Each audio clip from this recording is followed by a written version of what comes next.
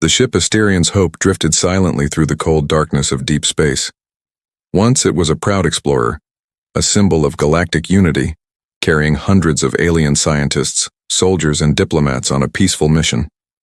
Now it was just a tomb, waiting for the cold to claim it. The engines were dead. The power lights flickered weakly like dying stars. And outside, the blackness stretched on, forever. Captain Artal, a tall being covered in shimmering silver scales, stood on the command deck, his gaze fixed on the cracked main screen. Only the soft hiss of static broke the silence. "How long?" he asked, his voice low and tired. "Until life support fails." From the engineering station, a short insectoid named Vrix clicked his mandibles nervously. 7 hours, Captain. Maybe 8 if we shut down non-essential sections." A heavy silence fell over the bridge. 7 hours. They were light years from any known star system. No distress call had been answered. No help was coming. This was the end. But then, from a corner of the bridge, a human voice cut through the despair. "We can fix it," said Lieutenant Sarah Cole. Every head turned to face her. Humans were the newcomers to the Galactic Alliance, having joined only 50 years ago. To many of the older species, they were still seen as reckless, emotional, and primitive. But Sarah didn't care what they thought.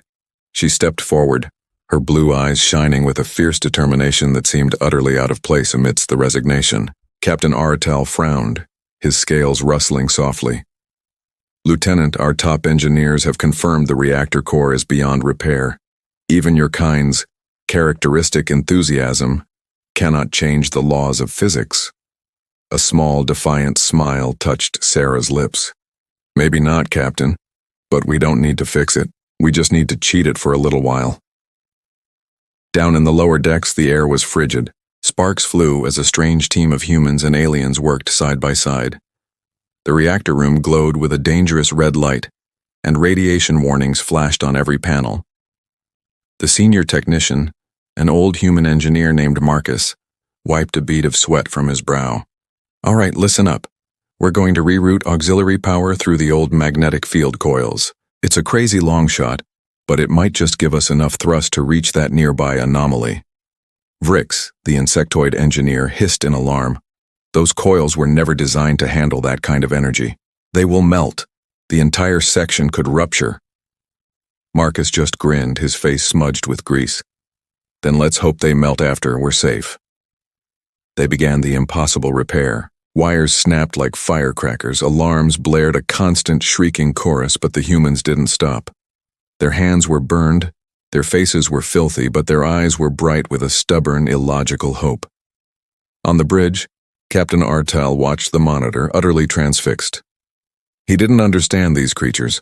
His own species, the logical and orderly Cathar, accepted fate with calm dignity. When a thing was broken beyond repair, it was simply broken. But these humans, they fought against the inevitable. They screamed jokes at each other over the sound of failing equipment. They laughed, even as the ship trembled violently around them. "Strange creatures," he whispered to himself. Hours crawled by. The ship groaned like a wounded animal. A section of deck plating cracked under the strain. Suddenly, a new alarm blared. The power core was beginning to overload. Sarah's voice crackled through the comms, strained but steady. "Captain, we're almost ready, but you need to know, once we start this, there's no stopping it. It either works or it doesn't." "Understood, Lieutenant," Artal replied, his voice firm. "Proceed." A deep, bone-jarring rumble shook the entire vessel as the humans activated their makeshift system. A brilliant blue light surged through the engine room. For one heart-stopping moment, nothing happened. Then, the ship lurched forward. Gasps and shouts of disbelief filled the bridge. The stars on the view screen, static for so long, began to move. Slowly at first, then streaking into lines of light.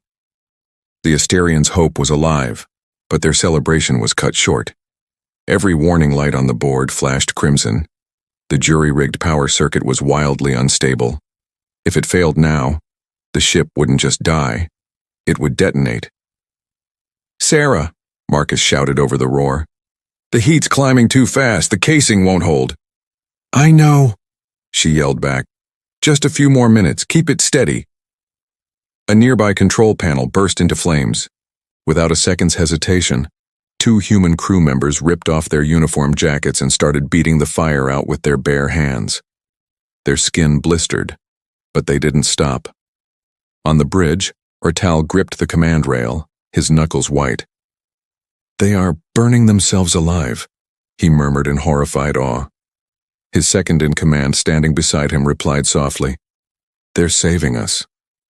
Finally, a new light blinked on the navigation screen, a small yellow sun with a single habitable moon. They were in range. Shut it down, Sarah screamed into her comm. Marcus slammed his palm down on the emergency cutoff.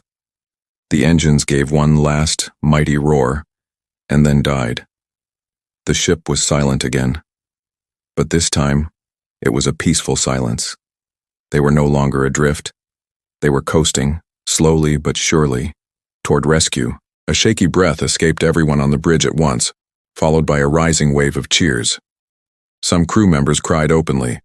Others simply stared at the monitor, at the smoking, ruined engine room, in total disbelief. There, covered in soot and burns, stood Sarah and Marcus. They leaned on each other, exhausted, and shared a weak smile. Told you we could cheat it, she said, her voice raspy. Captain Ortal walked to the shipwide intercom. His own voice trembled slightly as he spoke. To the human team, on behalf of every life aboard Asterion's Hope, thank you. Sarah's tired, static-laced laugh came through the speaker. Don't thank us yet, Captain. We still need to land on that moon without any engines. Silence fell on the bridge once more. The ship was saved for now. The greatest danger was past, but the final test was still to come. Ortal looked out at the yellow sun, then back at his crew. Somewhere beyond the stars, the humans had done the impossible again, and for the first time in his long, logical career, the alien captain felt something new, something he'd only read about in ancient texts. He felt hope. The stars vanished behind us as Asterion's Hope, a ghost of a ship, drifted toward the silent moon. From the bridge, I watched our broken home glide through the void. It was quiet. Too quiet. The engines were gone, the stabilizers dead. The air, thin and cold, tasted of failure. On the main screen, the moon looked like a promise of peace, its surface a canvas of silver dust and deep shadowed craters. But peace was a lie. Our sensors showed no atmosphere, no signs of life, only strange magnetic storms swirling just beneath the surface. This wasn't a safe harbor. It was a desperate gamble. My voice, Ortal's voice, echoed through the strained silence of the bridge. Prepare for impact, all crew. Brace for emergency descent. The ship screamed as it caught the thin edge of the moon's gravity. Panels burst from the walls and a shower of sparks lit up the darkness. We were spinning, a broken toy falling from the heavens. Hold it steady, Lieutenant Sarah Cole shouted from the co-pilot's chair. Her hands, burned and raw, danced over the console, desperately trying to reroute power to the emergency thrusters. Every command was a risk, every system already teetering on the brink of collapse. Thrusters won't ignite, Fricks cried out, his voice tight with panic. Sarah's jaw was set. Then we do it the hard way. She seized the manual control wheel, her muscles straining as she fought to pull the ship's nose up. The hull groaned, shaking like thunder. We all held our breath, a collective pause in the face of oblivion. For one terrifying, drawn-out moment, I was certain the ship would tear itself apart, then impact. Asterion's Hope slammed into the moon's surface with a deafening, world-ending crash. Dust billowed, and everything went white. Then silence, punctuated by groans and coughing. Dim red emergency lights flickered on, cutting through the smoky haze. Report, I called out, my voice hoarse. Main hull intact for now, Fricks answered weakly from his station. We are alive, but barely. Sarah pushed herself up from the floor, a smear of blood on her face, her uniform torn. Status on oxygen? She demanded. 70% reserves. If the hull leaks, we'll lose it fast. She nodded, her expression grim. Then we start sealing decks. No time to rest. Even wounded, she was already moving, checking systems herself. The humans around her, my crew, followed without a word. No complaints, no fear, just pure, unyielding action. We, the Xylosians, watched in silent awe. These humans, they seemed like beings of pure madness, bleeding, exhausted, yet they were smiling as if pain meant nothing. And I felt it again, that stirring in my chest. It was respect. Hours crawled by. The ship's mangled frame groaned under the moon's strange gravitational pull. Outside, storms of silver dust began to rise, moving like a living, ghostly fog. We didn't know it yet, but we were being watched. Sarah was in the engineering bay when Marcus's voice crackled over the comm.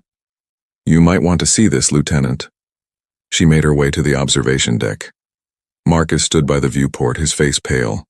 Outside, swirling in the distant mist, were lights. Small, cold, blue lights, circling our crash site with a slow, deliberate purpose. Sarah frowned. "Could be reflections from the storm." Marcus just shook his head. "They're moving too precisely. Like, they're scanning us." And then, as quickly as they appeared, the lights vanished. Later, our alien navigator, Keth, rushed onto the bridge. "Captain, we're detecting something beneath the surface, structures, massive ones." "Artificial?" I asked, leaning forward. "Yes, and old, very old." Sarah turned to the tactical map. Beneath the moon's crust, strange, geometric shapes pulsed into view. Circular tunnels, vast caverns, and something glowing faintly at the very center. Marcus whispered what we were all thinking. "Looks like a city," Vrix hissed softly. "This moon was marked lifeless for centuries. If there is a city, it should not exist." Sarah's eyes narrowed with a fire I was beginning to recognize. Maybe it's not lifeless anymore. The next day, a small team went to explore. Sarah led the humans. Keth and Vrix joined reluctantly. The wind howled across the desolate landscape, carrying silver dust that clung to their suits. The gravity was weak, but every step felt heavy with a sense of dread. After an hour, they found it. Half buried under ice and stone was a massive metallic door, taller than a starship carved with strange glowing symbols. The blue light pulsed slowly, like a giant sleeping heart. Vrix's scanner chirped. "Unknown material. The energy reading is off the charts." Marcus reached out and touched the surface. "It feels warm, alive." Suddenly, the symbols flared with blinding light. The ground trembled, and with a deep groan, the door began to open. "Back!" Sarah shouted, but it was too late. A wave of energy erupted outward, knocking them all to the ground. When the light faded, the door stood open, revealing a vast tunnel descending into absolute darkness. Sarah stood up, her voice a mix of fear and undeniable curiosity. "Well," she said, "I guess we just got invited in." Back on the ship, I watched their suit cams flicker. The readings were unstable, magnetic interference, radiation spikes, strange signals pulsing from below. My second officer turned to me, his voice tense. "Should we call them back, Captain?" I hesitated. I remembered Sarah's words when we were dying in space. Sometimes, you have to cheat fate. I made my decision. No, let them continue. Whatever lies down there, it may be our only way to survive. Inside the tunnel, the team moved cautiously, their lights cutting through the oppressive dark. The walls were a mix of black stone and metal, covered in alien runes that glowed faintly as they passed. "It feels like it's watching us," Marcus whispered. Then, from the depths below, a sound emerged, a low, steady, mechanical hum. Something ancient had awakened. Sarah took a deep breath. "Keep moving. If this place has power, maybe it has answers." They rounded a corner, and the passage opened into a colossal chamber. There in the center stood a towering machine, glowing, humming, alive. The lights in their helmets flickered and died. The air vibrated with raw power. And then, a cold, mechanical voice spoke in an unknown tongue. To their horror, the machine began to turn toward them.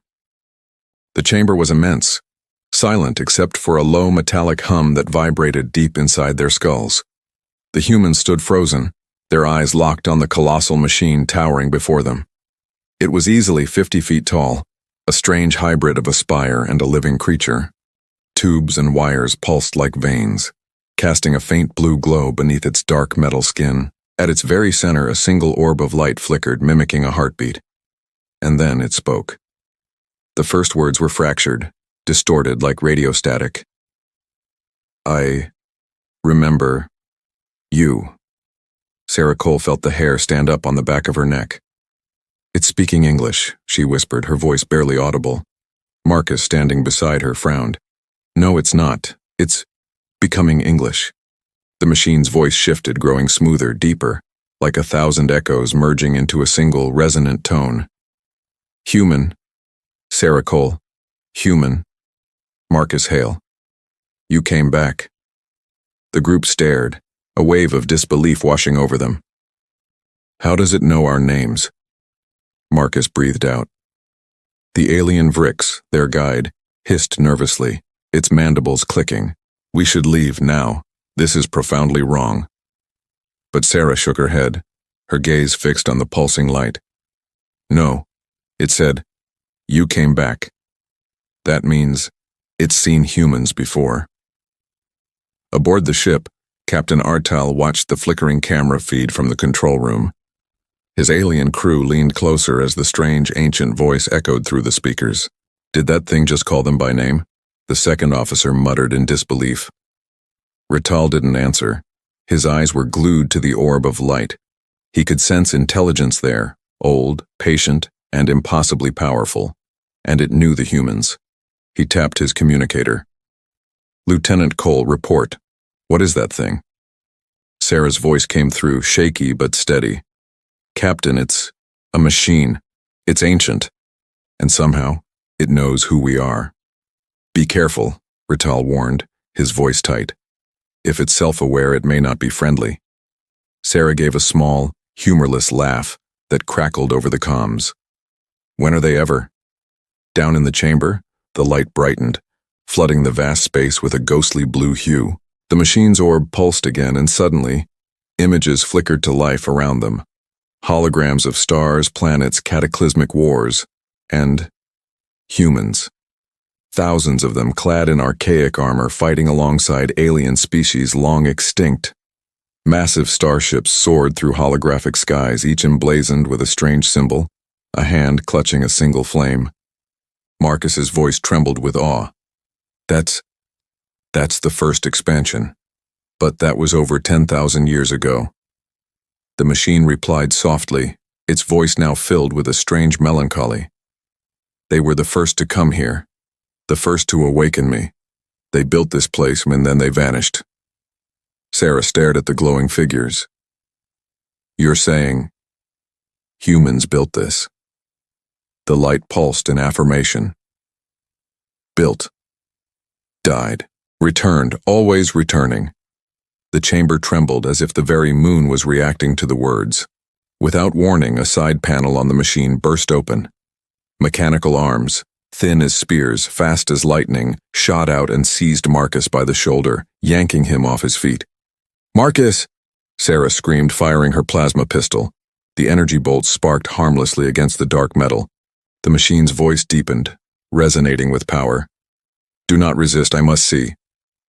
Let him go, she shouted, her voice raw. Marcus's visor flickered with strange symbols. His body went rigid, eyes wide with a mixture of terror and wonder. Sarah, I can see it. His voice choked as the light from the orb engulfed him completely. Then, silence. The arms released him, and Marcus crumpled to the ground. He was alive, but his breathing was shallow. Sarah scrambled to his side, shaking him gently. Marcus, talk to me. He blinked slowly, dazed. It showed me everything. The humans that came before, the wars, the fire. They called themselves the Origin Makers. And that thing, he pointed a weak hand at the machine. It was their creation, their guardian. The machine spoke again, its voice quieter, almost intimate. They left a message. For you. Sarah swallowed hard. For us? After 10,000 years? Yes, the machine confirmed. They knew you would come again. They always return to their own ruins. Back on the ship, Captain Artel felt the deck plates tremble. Massive energy readings spiked across the sensors. Something's happening down there, the navigator announced, her voice tight with alarm. The lights across the entire ship flickered. Power surge, Vrix shouted. It's coming from beneath us. Rital finally understood. The machine. It's connecting to us. In the chamber, Sarah's wrist communicator sparked. The machine's light grew blinding, filling the entire tunnel system as the ground began to crack. You must leave, the machine said, its voice urgent. The surface cannot hold. The awakening will destroy this place. What awakening? Sarah yelled. What are you? The floor split apart. A massive shockwave ripped through the ground, throwing them from their feet. The chamber roof began to collapse. Move! Sarah screamed. She grabbed Marcus, dragging him toward the exit as metal shards rained down. Behind them, the machine's orb expanded into a blinding sphere of energy, rising from its cradle. As they ran, Sarah heard its final words echo through her comms, a promise and a warning. The humans are not gone, they only sleep, and now, they will rise again. They reached the surface just as the tunnel imploded behind them. A pillar of pure blue light shot into the sky, piercing the moon's thin atmosphere. From orbit, Rital and his crew watched in awe. The light was a beacon, visible even from space, calling out across the stars. Sarah's voice crackled over the radio, breathless. Captain, whatever that thing was, it's sending a signal. Rital frowned, a deep sense of foreboding settling over him.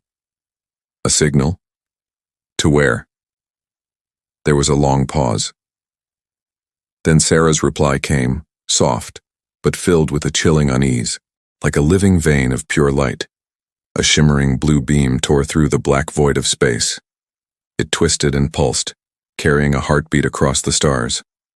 From the bridge of Asterion's hope, we stared, utterly stunned. Captain Artel gripped the command console, his scaled hands tight. That signal, he rasped. It's reaching across half the sector. Our xenolinguist Vrix corrected him, his voice trembling. Across half the galaxy, Captain. This energy, it's rewriting subspace frequencies. Every single ship in range will detect it.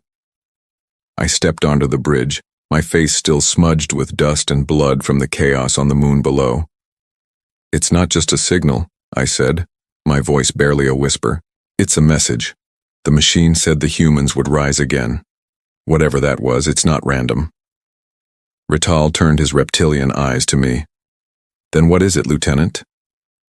I looked out at the impossible beam of light. It's a call home. Far beyond our little moon, in the quiet darkness between the stars, ancient machines began to stir. Long-abandoned outposts flickered back to life. Satellite fragments from forgotten wars started to move. And on a distant blue planet, a world they called Earth, a storm of pure static ripped through the atmosphere.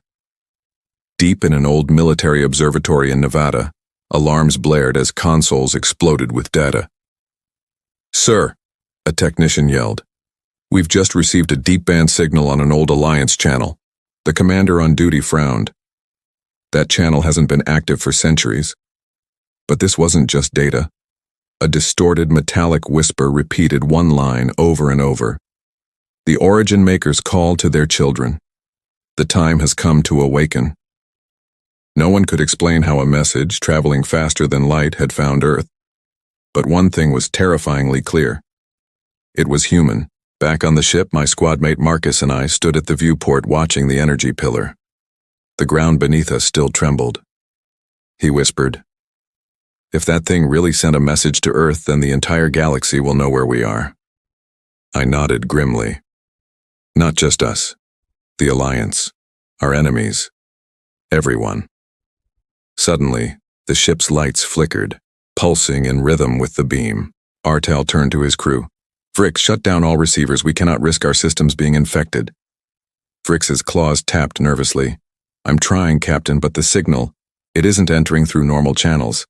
It's It's already inside our ship's systems. The lights died completely, plunging us into darkness. Then a calm voice spoke through the ship's speakers. Do not be afraid. It was the machine's voice from the moon. My heart hammered against my ribs. It followed us? The voice continued, soft and steady. The awakening has begun. The children of Earth will remember what they once were. Rital roared, Identify yourself. But the voice only said one word before vanishing. Unity. A moment later, our sensors lit up, detecting movement all across the system. Faint energy bursts. Ships waking from dormant orbits. Things no one knew existed. I leaned over the console. Captain, those aren't Alliance signatures. Rital's pupils narrowed. Then what are they? I looked at the readings, my blood running cold. Human, I said. Old human, pre-Alliance era. The bridge fell silent. The readings showed thousands of ancient ships emerging from the dark, forming strange geometric patterns. Their hulls glowed faintly, each marked with a hand holding a flame. Those are origin ships, Marcus whispered in awe. They were myths. I shook my head slowly. Not anymore. As we watched, the moon's surface cracked wide open where the beam had erupted, revealing dark tunnels filled with a faint vascular light. Something colossal began to move deep within. Whatever was sleeping in that moon is waking up, Rital said, his voice strained. I turned to him, desperate. Captain, we can't stay here. If those ships activate, we're dead. He agreed firmly. Prepare for immediate launch. But Vrix looked up from his console, panicked. Captain, the ship is no longer responding. The signal is controlling our systems. We all turned to the viewport just as the stars outside shifted. We were moving, but not by choice. Asterion's hope was being pulled, lifted from the moon's surface by a faint blue aura. We rushed to the controls, but every system was locked. It's taking us somewhere, I said, my voice tense. Marcus was already on the scanners.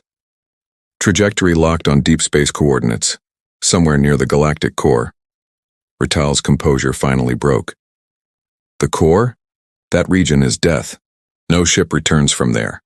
The voice returned, calm and terrifyingly sure. You must see. You must remember. The legacy awaits.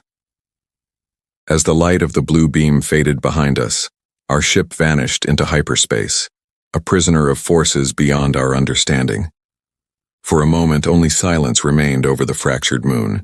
Then deep within its crust, two glowing orbs of light blinked open in the darkness, and a cold mechanical voice whispered, They will come. The cycle begins again. The stars outside had transformed. What once shimmered like distant diamonds now stretched into streaks of brilliant white fire as our ship, Asterion's Hope, hurtled through a strange hyperspace. But this was no ordinary jump. We weren't in control. The ship's systems were completely dead, yet we moved as if guided by some unseen force. I stood on the bridge, the eerie blue light from below illuminating my face. Report, I demanded, though my voice lacked its usual confidence. Our navigator, Vrix, clicked his mandibles nervously. Captain, the engines are offline. We are not in any known hyperspace. The coordinates, they don't match any star chart.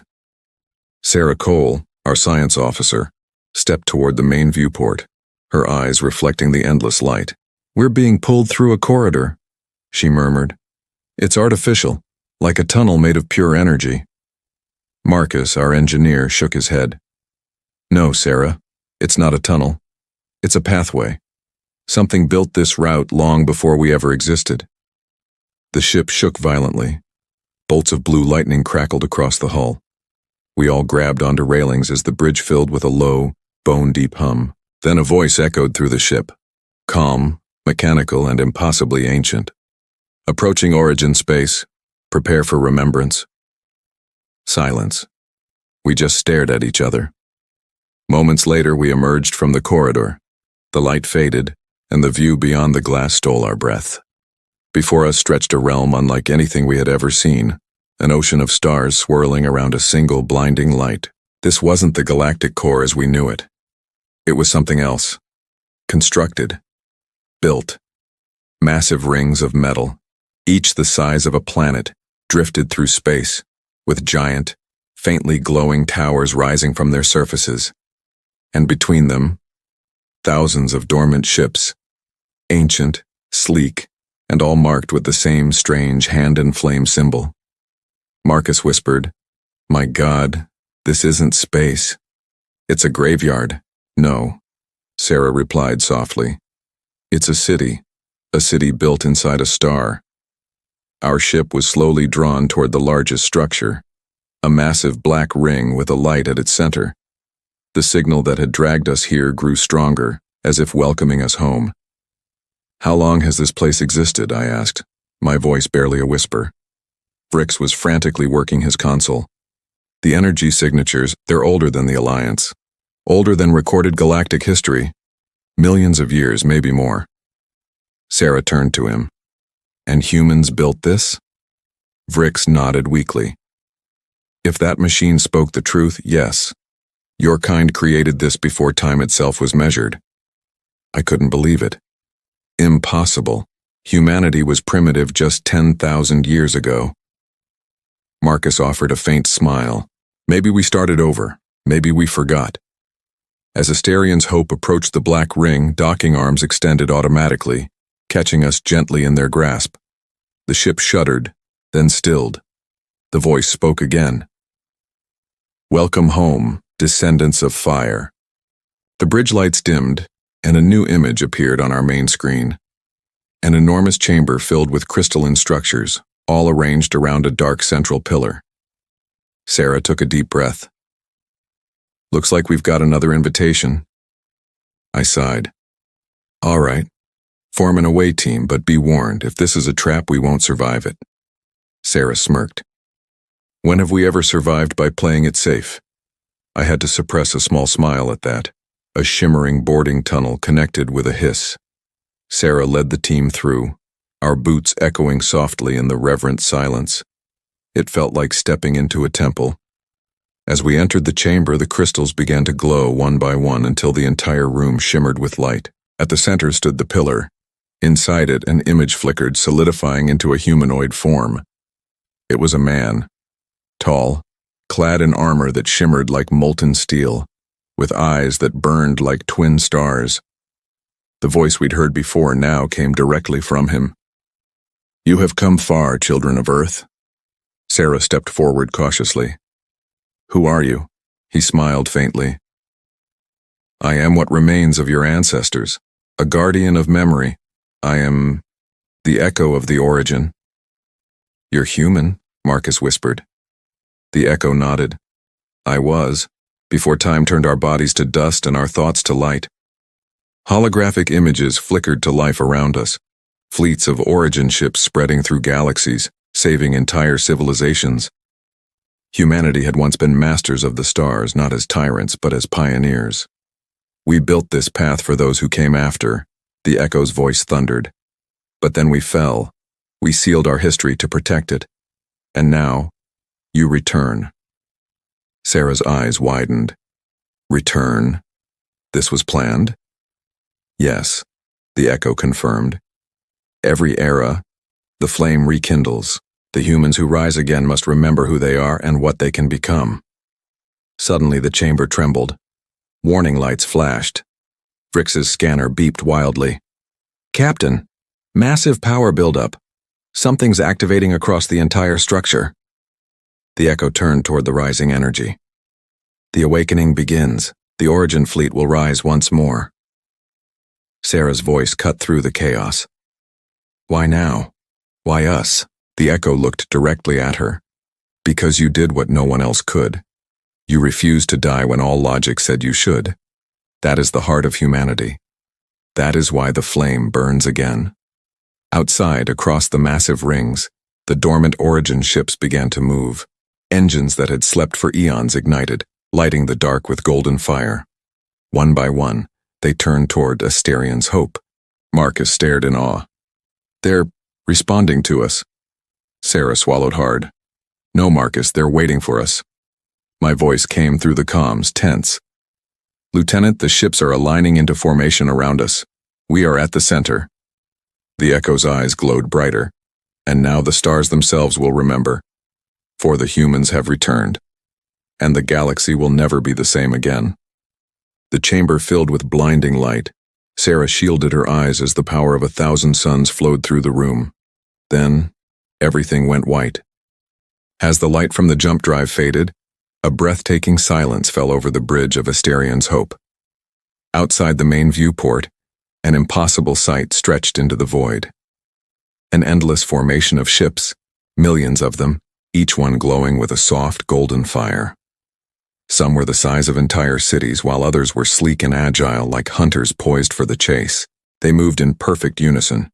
A single living organism orbiting the colossal black ring station like a swarm of fireflies around a distant sun. Captain Artal, his voice barely a whisper, broke the silence. By the stars. This is not a fleet. This is a resurrection. Beside him, Lieutenant Sarah Cole's eyes were wide, her heart pounding against her ribs. They're alive, she breathed. Marcus, glued to his console, looked up in a state of shock. Captain, these ships aren't just machines. They're linked, mind to mind, system to system. It's like they're all sharing a single thought. Just then, the voice of the echo of the origin returned, soft but filled with an immense power that resonated through the bridge. They are waiting for command. They await the voice of humanity. Sarah turned toward the holographic figure. What do you mean? You're the command, aren't you? The echo shook his head slowly. No. My purpose was to guard, not to lead. The true command must come from the living. Those who carry the will to fight, to create, to defy. His luminous gaze met hers. You, Sarah Cole. A heavy silence descended. Sarah took an involuntary step back, startled. Me? I'm just a lieutenant, I'm not… You are. The echo interrupted, his voice now booming like thunder. When your ship was dying, you did not surrender. When hope was gone, you created it. That is what it means to be human. That is why you were chosen. Chosen?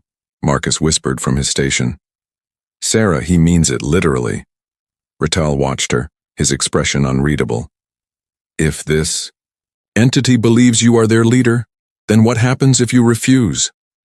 The echo's light dimmed slightly. Then the fleet will remain sleeping, and the flame of the origin will fade forever. Sarah looked at the faces around her, human and alien alike. The crew she had fought with, bled with. She closed her eyes, taking a single deep breath. When she opened them, her voice was clear and steady. All right then, let's wake them. The echo bowed his head. Then speak the command. Sarah hesitated. What command? The same one spoken by the first of your kind, when the stars themselves were new. Say it, and they will rise. The words came to her, not from memory but from a deep primal instinct, as if they were coded into her very soul. She stepped forward, her voice ringing with newfound authority. We are the children of Earth. We burn. We build. We endure. Rise, my brothers and sisters. The fire lives again. The moment she finished, the entire station trembled. Outside, the Origin fleet burst into life. Engines of pure white flame ignited across the blackness. The ancient symbol of a hand holding a flame burned bright on every hull. The ships rearranged themselves into perfect battle formations, all turning in unison to face the galactic rim. Sarah's awed voice came over the comms. They're responding. Vrix clicked his mandibles nervously. Captain, power readings are beyond measurable limits. The energy source? It defies physics. Tal stood in stunned silence. Impossible.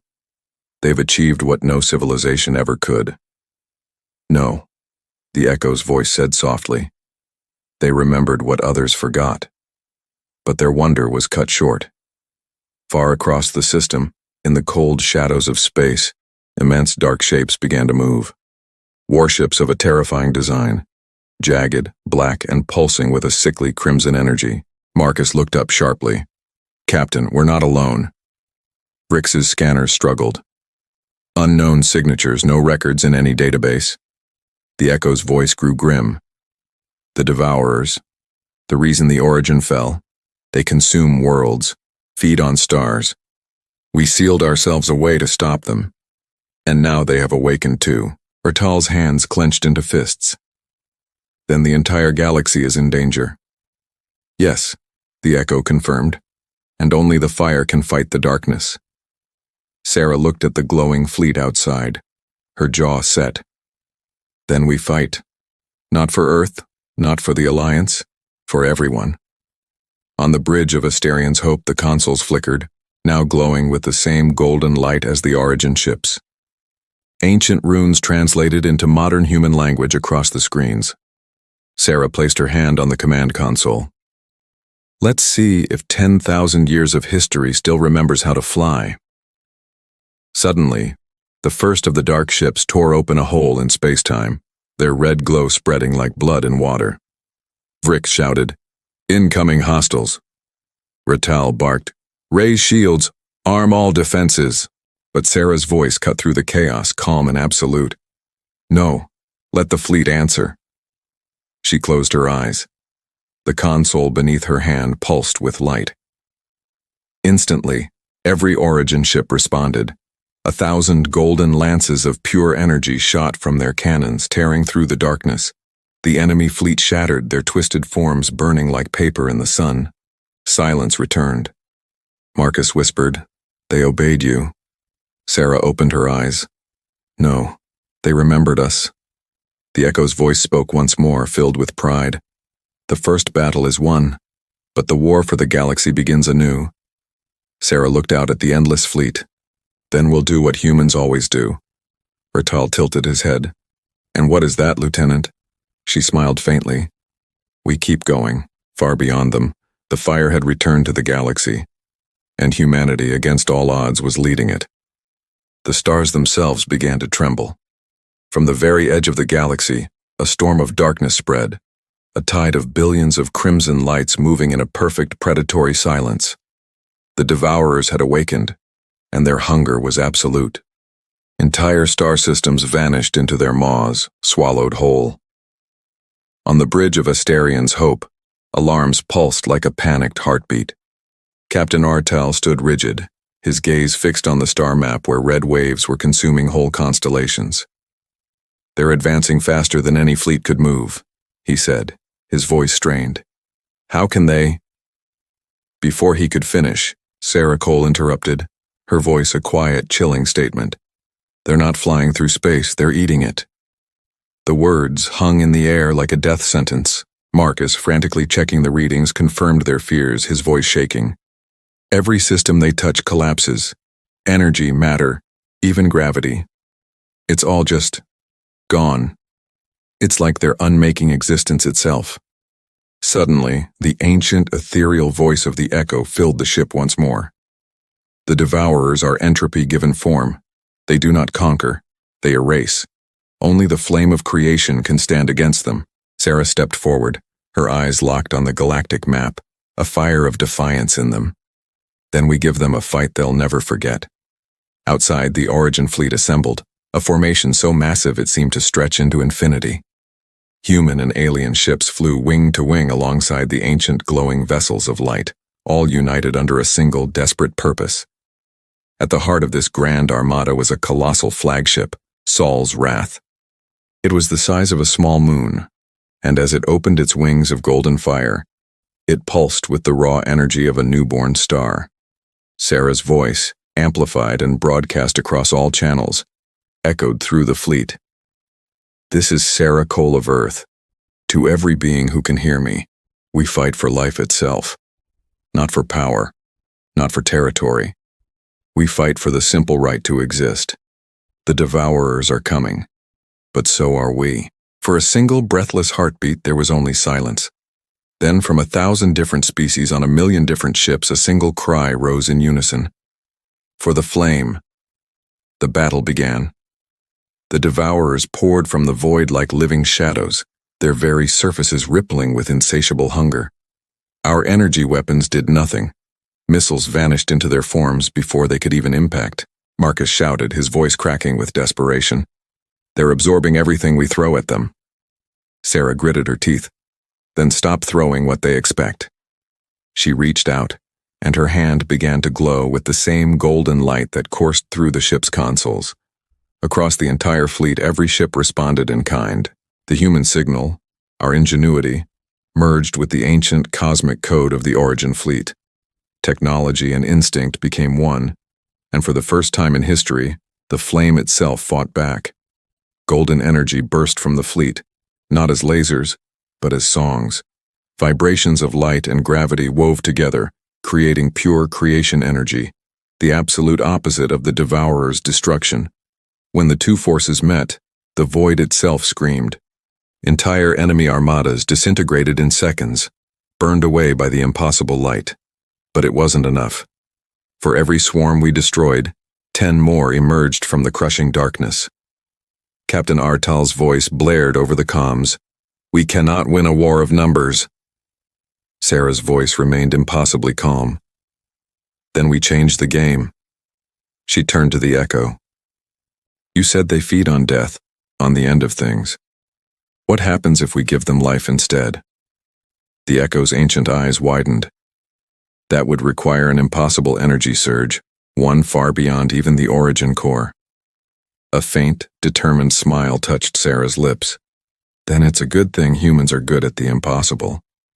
Soul's Wrath began to move, not attacking but diving straight toward the heart of the Devourer swarm. "Sarah, what are you doing?" Marcus yelled, his voice thick with panic. "Ending this," she replied, her focus absolute. "If they eat everything, then let's feed them something they can't digest." She activated the core, unleashing the same primordial energy that had awakened the fleet. Across the ship, lights flared brighter than a sun. The Echo's voice trembled with awe. "You are binding the flame to your own essence. You won't survive this." Sarah looked out the viewport, at the endless sea of darkness waiting ahead. "Maybe not, but humanity will." The origin fleet fell back, forming a wide, silent circle. At its heart, Soul's Wrath glowed brighter and brighter until it became a miniature star. The Devourers closed in, their shadow claws reaching. And then she spoke her final command. "For every world we've lost, for every light they've taken, let there be fire." A silent, blinding explosion of light filled the galaxy. It wasn't heat or flame, it was life itself. Every particle of matter the Devourers had consumed was instantly reborn as pure energy, spreading outward like a dawn after an endless night. Stars reignited, planets reformed. Systems once thought dead and gone began to glow again with vibrant life. And the Devourers, for the first and last time, screamed. The light tore through them, unmaking their hunger, their very nature. They weren't destroyed, they were transformed. The darkness became stars. The void became life. When the light finally faded, the battlefield was gone. Where once there was only destruction, there now floated a newborn nebula, vast, radiant, and intensely alive. The ships of the fleet drifted silently, their systems slowly coming back online. Marcus opened his eyes, dazed. She did it. She actually did it. Rital lowered his head in solemn respect. She saved the galaxy. The Echo's voice spoke softly through the comm, a whisper of wonder. Her body is gone, but her essence, it now burns within the flame. As long as stars shine, Sarah Cole will never truly die. Years passed. The nebula became known as the light of humanity. Every ship that passed through it felt a sense of warmth, of guidance, and of hope. Children across countless worlds grew up hearing the story of the woman who faced the ultimate darkness and answered it with light. And in the quiet void, deep within the nebula's glowing heart, a small, gentle spark continues to glow, the eternal, indomitable echo of the human spirit. Centuries have passed since the last human was seen. Stars have been born and died. Civilizations have risen and fallen, leaving nothing but dust and whispers. But one legend has always endured, a story told in the quiet corners of the galaxy. The legend of humanity, the species that faced extinction and dared to light the stars anew. Here in the heart of the Light of Humanity Nebula, that glow has never faded. Travelers who pass through this cosmic cloud swear they can hear voices on the solar winds, echoes of laughter, of courage, of sacrifice. And if you listen closely, they say you can hear a woman's voice whispering a simple, powerful message. Keep going. On the edge of this nebula drifts a small research vessel, the Horizon's Echo. It's part of the United Galactic Alliance, a new coalition of worlds trying to build a better future. From her bridge, Captain Lura Ven, a young historian of mixed species, gazes at the swirling colors. My grandmother used to tell me stories about the humans, she says, her voice barely a whisper. But now, most people think they're just myths. Her science officer, a crystalline being named Kier, adjusts the ship's sensors. My readings disagree, Captain. The energy signature here, it matches no known element. It feels alive. Laura manages a faint smile. Then maybe myths are just truths we've forgotten how to believe in. As the Horizon's Echo glides into the nebula, the ship's systems flicker. A warm golden light floods the cabin and the crew gasps as a voice fills the air. It's calm, strong, and undeniably human. You've come far. Lura freezes. Who's there? The voice chuckles softly. A friend, a memory, or perhaps something more. A holographic form materializes before them, a woman made of pure golden light, her eyes glowing like tiny suns. I am Sarah Cole. The crew stands in stunned silence. Kier's voice trembles. That's impossible. You vanished over 12,000 years ago. Sarah's light flickers gently. So they tell me. But a flame never truly dies. It just changes shape.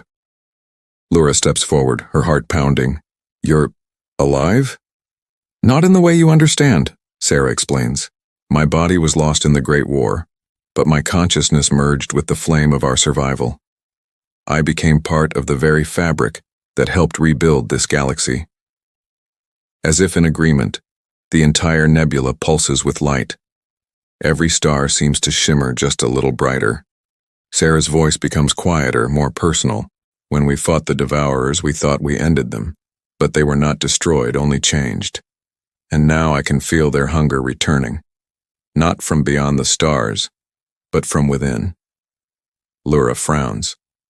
Within the galaxy? Within its people, Sarah confirms. Every age forgets the lessons of the last. The same greed, the same fear, the same pride that nearly ended us once. It's stirring again. The bridge falls silent. Sarah's light turns to Lura. The flame can guide, but it cannot rule. That is your task now, to remember what made us strong and to protect it. Lura nods, her resolve hardening. Then we'll carry your fire. Sarah smiles warmly. No, you'll make your own. Outside the ship, the nebula shifts. A path of light opens, revealing a colossal ancient structure hidden within the cosmic clouds. A massive ring, larger than any planet, engraved with both human and alien markings. Kier's sensors buzz wildly. That's no natural formation. It's a ship. Sarah's eyes gleam.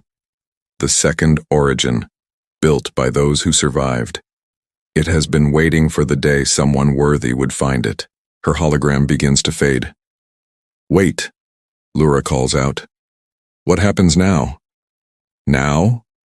Sarah's voice echoes, fading into the stars. Now, the story begins again.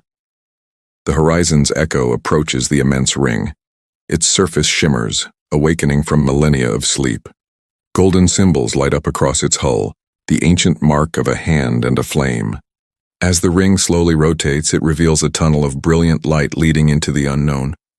Lura takes a deep breath and whispers, Set a course. Kier hesitates. Captain, we have no idea what's inside. She smiles, a spark of ancient human defiance in her eyes. Neither did they, and that never stopped them. As the ship enters the gate, a final burst of light radiates outwards. Across the galaxy, Ancient sensors and forgotten ruins flicker to life, all broadcasting the same message in every known language. The flame returns. On distant worlds, children look up at the stars and see them burning brighter. In the cold of space, pilots feel a sudden warmth in their cockpits. Lost colonies suddenly regain contact. It's as if the universe itself is remembering what it means to truly live. And far beyond the edge of known space, in the silent dark between galaxies, a single, human-shaped shadow of light walks among the stars, smiling, watching, and waiting. A final whisper echoes through eternity.